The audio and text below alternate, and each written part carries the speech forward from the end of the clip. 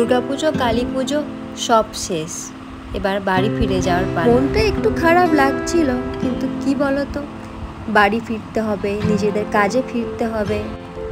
এখন করে তো মাসে একবার করে শ্বশুরবাড়ি যায়, আর এই অনুষ্ঠানের দিনগুলোতেই একটু বেশি করে থাকা হয়, তাই একটু বাড়ি চলে আসার জন্য একটু মনটা খারাপ হয়ে গেছিল।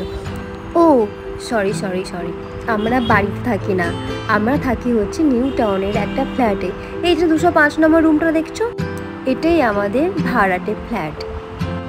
এখানে ফেরার পথে করে নিচ্ছিলাম কিছু বাজার হাট।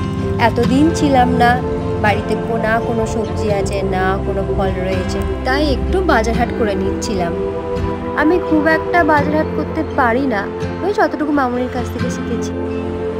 আসার পথে তো খুব খিদে পাচ্ছিল, তাই আমাদের অল টাইম ফেভারিট মোমো নিয়ে নিয়েছিলাম, এবং সাথে ছিল ফিশ ফিঙ্গার। এখানের মোমোটা কিন্তু দারুণ করে, আর এখানে পাওয়া যায় 60 টাকায় 12 পিস মোমো। দারুণ না?